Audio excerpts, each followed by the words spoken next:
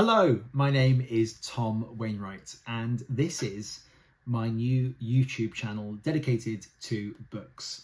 Tom Wainwright Reads Books. Very imaginative title there. I'm quite new to YouTube, and I thought I would do a little introduction video, a little bit about me, a little bit about what this channel's going to be. And yeah, I've recorded this a number of times, I'll be honest. I'm recording this on my phone at the moment. You might be able to see if I had a little mirror. I've got a few mini bookcases here. I wanted to film this with me sat in the middle, had a little candle prepared, some cool lights. It hasn't worked out, and it's just very dark, this flat, and this is where I have to record it, in the little spare bedroom. So I've decided to film it here, in front of the window, a bit of natural light, with my phone propped up against, well, helpfully and on point, on brand, by some books. What have we got? We've got Stuart Broad's autobiography, English cricketer. We've got Stalingrad by the mighty Anthony Beevor. We've got John Major's autobiography, Conservative Prime Minister, and also the Blair years, Alistair Campbell's sort of diaries from the time that Tony Blair was in office. Yeah, probably not the sort of books I'll be reviewing on the channel. Well, maybe you might want that. I don't know. But they are helping me out at the moment. I thought I'd start by telling you a little bit about myself. My name's Tom. I'm born and bred here in London, and I live here in this little dark flat with my wife. And I've got a lot of books. I'm an actor, and I'm currently in a show at the moment, so my evenings are pretty taken up, but the days are a little bit freer. I thought this would be a great time to start something I've wanted to start for quite a while. I watch Booktube all the time. When you get those terrifying announcements on your phone saying your screen time has gone up by numerous hours. The reason why it has for me is because I watch so much YouTube on my phone, just whilst I'm cooking, doing things. I love Booktube content, and the sort of content that I admire and I hope to copy are the people who do sort of simple vlog updates about books they've read, little book reviews, reading challenges as well, and trying to whittle down that to be read list, that TBR list, which is quite extensive in my case, but I imagine for a lot of people as well. So yeah, I'm going to be talking about books, and the type of books I read, mostly fantasy. I'd say about 70% is fantasy, but I've got a hankering to read outside of my comfort zone, and I want to read some of the classics as well, because every classic that I have read, I just have loved. So I want to do that. But also I'm quite sort of taken by recommendations online, and I'm a bit of a mood reader as well. So occasionally I'll just finish a fantasy series and I'll be like, I've had enough of dragons and magic systems and whatever, and I want to read something proper, you know, not proper, that sounds rude, but I want to read something else. So I'm going to read all sorts of things, I think. What am I reading now? Well, I've actually got two books here that I'm reading. The first is Bazball, which is a book on the England cricket team and the current way that they play. I probably won't do a review of this book unless there's loads of sport fanatics out there who want me to. But it's I shouldn't talk about this much longer. It's about Brendan McCullum, the coach of the manager of the team, sorry, and my hero Ben Stokes, captain of the England cricket team, and it's about the way they've sort of changed up cricket around the world. It's amazing. I love it. I'm only about, well, probably a chapter in, or sort of 2 chapters in, 3 chapters in, but I'm already loving it. And I'm also reading, and this is because of YouTube, and also BookTok as well. I've just downloaded TikTok and quite overwhelmed by it, but I'm going to try and post on there as well. I'm reading The Sword of Kaigan by M.L. Wong. Oh, it's so good. I just started it this morning. I'm already like 100 pages in, just about 98 pages in, and I love it already. I love it. I'll do a review about that, I'm sure. But anyway, that's what I'm reading at the moment. But yeah, I should probably tell you a little bit more about myself. As I said, I'm an actor, and I've always loved stories, and I love characters as well. And I think maybe one of my things that I'll learn more about myself as a reader as I do this channel. But one of the things I love is good characters. Plot, if you've got good characters, I don't care what happens. And I think that's true. Maybe that'll change. But I love characters. But where I started my reading journey, I can actually remember it. I remember when I sort of called myself a reader and when I became obsessed with books. And it was in year 4. So I was probably about 8 years of age. And I was at primary school, and the English teacher, my teacher, she said, right, everyone go to the little library and pick a book and you're going to read it. And that's what we're going to be doing in English class. And I went in and everyone started going for sort of YA novels and things like that. And I went for this dusty old red leather bound book of Pinocchio, telling of Pinocchio. And I'd seen the animation and I thought, well, I love that. I'll love this. And it was so dry. That's all I remember from it. Maybe it's amazing, I don't know, but I just remember it being so boring, and I just watched everyone else having loads of fun on these cool adventures that they were reading about, and I was sat there trying to get through this book, and we had to pick it. We got the choice to pick it, but we had to finish it, and it was brutal, and I just sort of fell behind a little bit and didn't enjoy it. But then the first Harry Potter film came out in cinemas, and I saw it, and it blew my mind. It was beautiful. And my mum saw how much I enjoyed the film, and she saw in a bookshop, she saw The Chamber of Secrets, the second in the series, and I've still got it, this hardback copy. And she gave it to me, and I was so excited to carry on that story. But I was like, I've not read the first one. I feel like I need to do that. And we got the first one, an old paperback of it, and we got it. And I remember my family, they'd sort of read it to me before I went to bed. And I remember my grandma reading it to me, The Philosopher's Stone. I remember she reading it to me, and it was a really magical moment. But I then picked it up again and read it myself, and then ploughed through the second one, got the third one, and I just became a reader. I was obsessed. It was all I could think about. I'd stay up really late. I'd say night-night to my parents, and I'd go to bed and I'd just stay up the whole night just reading. And I then remember reading The Goblet of Fire. And that was quite a traumatic point in my life, because I remember exactly where I was when I read the end of that book. And it was the summer holidays. I was maybe about 9 or 10, maybe. And we had friends who lived in the south of France, and we used to go there for a week for our summer holidays. And I'd gone to bed early, and I was reading The Goblet of Fire, and it was getting near to the end of that book. And I won't say any spoilers. I mean, people should know really what happens in that book. But I got to the end, and some very dark things were happening. And there's this smoky black figure arriving out of this cauldron, and it's terrifying. And it was a hot night, and I was there in this bed, and I kid you not, the windows were open.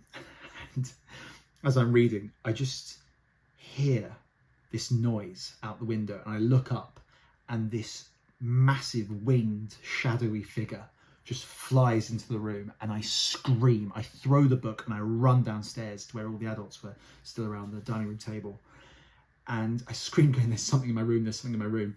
And my dad came up with me, and a gigantic bat had flown in through the open window and had got stuck, and in this old bed that I was in this wonderful little 4-poster bed, there was this flapping thing above, and my dad had to spend hours trying to get this bat gently out. And that was terrifying. I didn't sleep for weeks. But yeah, it was Harry Potter. It's Harry Potter that got me into reading. And I don't think I'm alone in that. I think a lot of people of my generation just were blown over by this magical world that was expertly crafted.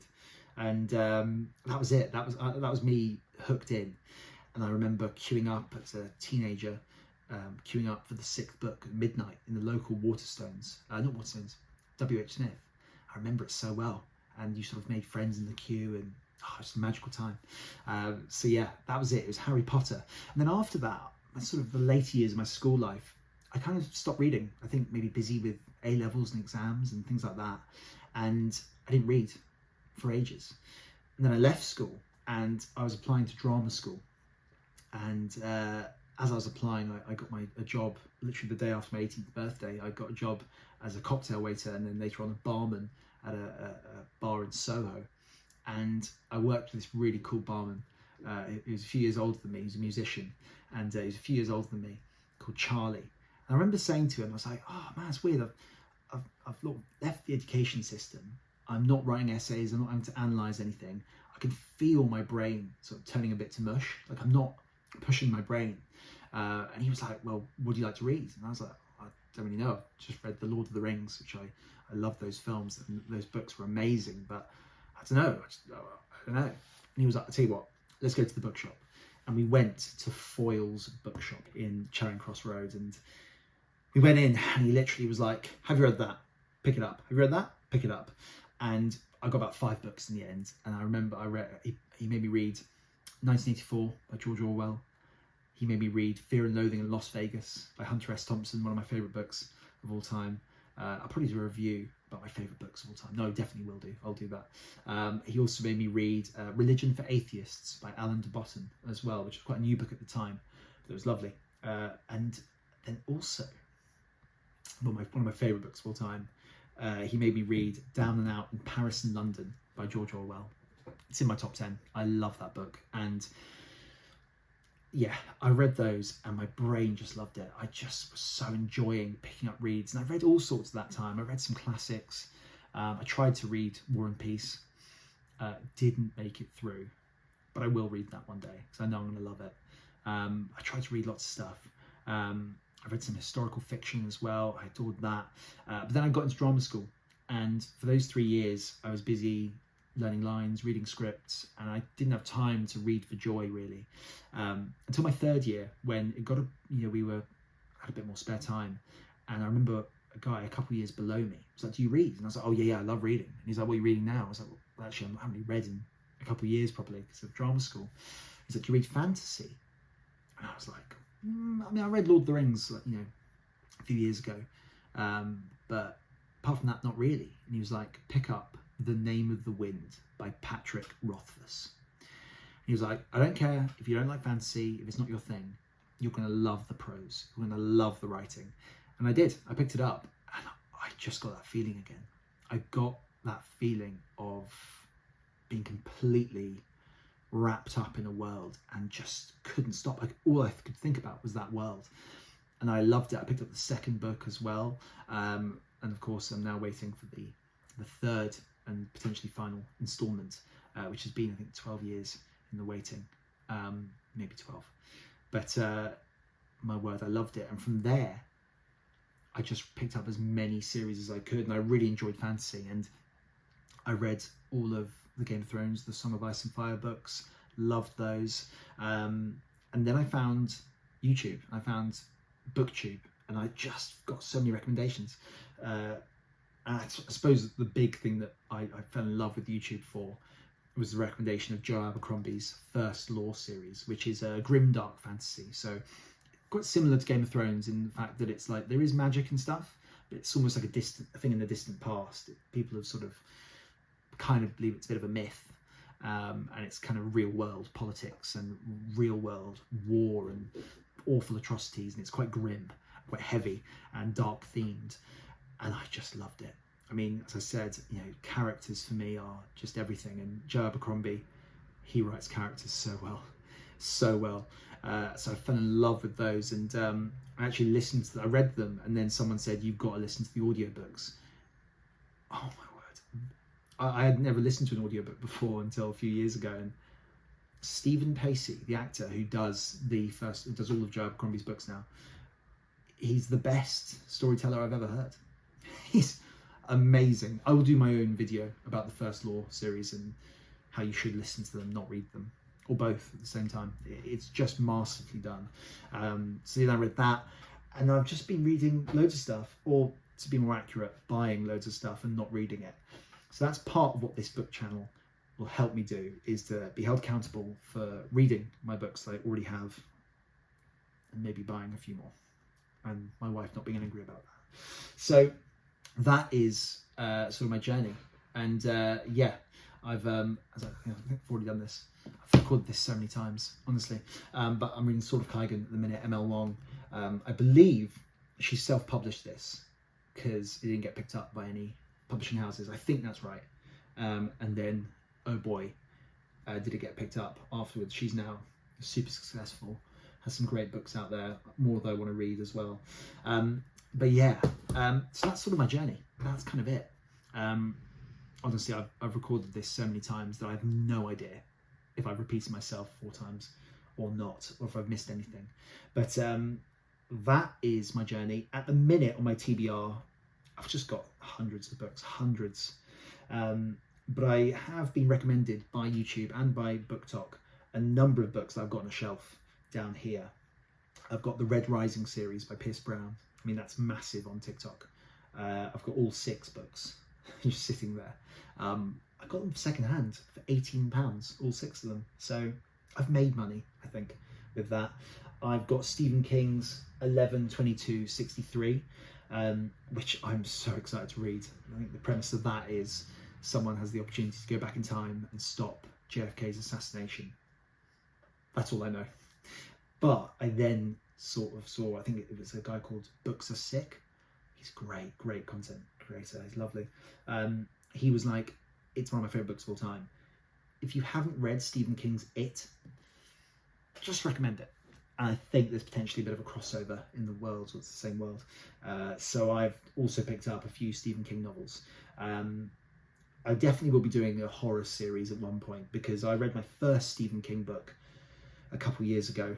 I'll probably save that story for another time. I can't sleep if I think about it. So anyway, I'll save that. I've also got Middlemarch, George Eliot. I really want to read that for some personal reasons as well. Robert Harris's Conclave. The film was super successful. I've deliberately not watched it because I want to read it first. What else have I got? Oh, John Gwynne's Shadow of the Gods. Oh, I really want to read that. And also by Books Are Sick, one of his favourite books of all time, is John Williams' Stoner as well, this book here. Sorry, I should have been bringing the books up as I was talking about them. But John Williams' Stoner. And this just looks like a lovely literary fiction book that I think I'm going to love. Every review I've seen of it just looks great. But anyway, enough about that. Welcome to the channel, and if this is the sort of content you're going to like, please like, subscribe, and leave a comment about what you're reading, the type of books that you want to read, things that you think I should read. I love stuff like that. I love talking about books, and I love talking to people about their favourite books as well. So I don't know how this channel will go or what I'll end up doing, but I would love to hear what you'd recommend. But for now, I think I'm going to sign off and hope this is recorded.